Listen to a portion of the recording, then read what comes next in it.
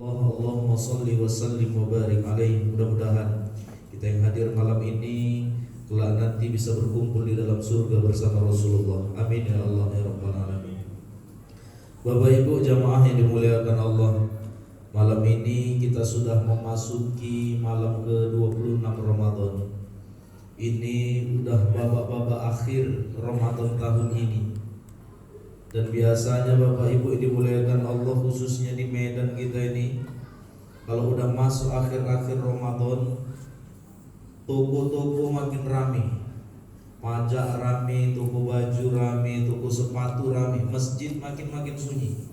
Nah, maka mudah-mudahan kita yang hari ini sisa-sisa perjuangan ini, Bu, inilah orang-orang yang terpilih dapat ampunan nanti dari Allah. Amin ya rabbal alamin. Karena apa? Karena Nabi Bapak Ibu 10 malam terakhir itu diriwayatkan dari Aisyah, Rasulullah itu mengencangkan ikat pinggangnya. Agar apa? Agar Rasul tak berhubungan dulu dengan istrinya. Rasul fokus ibadah di 10 malam terakhir ini. Iktikaf, tadarus Al-Quran dan lain-lainnya. Makin banyak ibadahnya. Mama-mama pun iktikaf juga Ustaz. Di mana? Di dapur. Ngapain? Masak kembang loyang, kue bawang, kue bangkit, lentang, kelungkup, semua dimasak bawah itu. Ada orang ngecat rumah, sibuk ngecat rumah, siang-siang lemas waktu. Nengok air sungai pun udah macam kopi mik ditengok waktu kan, lemas, motel. Terakhirnya apa? Ibadahnya tinggal, ngecat rumahnya siap. Dipentingkannya ngecat rumah daripada ibadah puasanya. Silahkan mau ngecat rumah nyambut lebaran ini, tapi jangan ditinggalkan puasanya.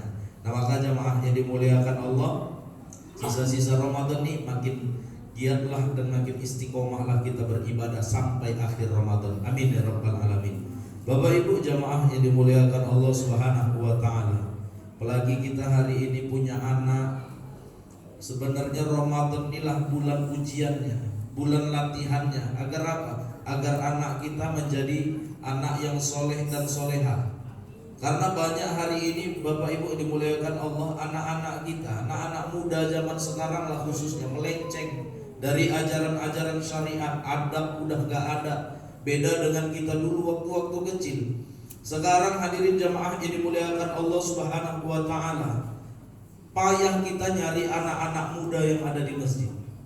Payah kita nyari anak-anak muda yang mau azan di masjid. Akhirnya anak-anak itu lebih banyak di mana? Di warung-warung kopi, main game satu harian tahan Bapak Ibu.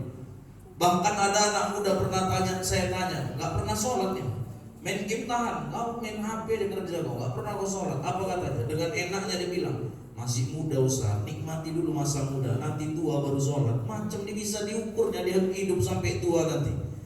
Artinya Bapak Ibu yang dimuliakan Allah Subhanahu wa taala, kita ingin menciptakan generasi yang baik, generasi yang soleh dan soleha. Caranya cemana? Orang tuanya pun harus soleh dan soleha. Jangan cuma menyuruh tapi juga mencontohkan.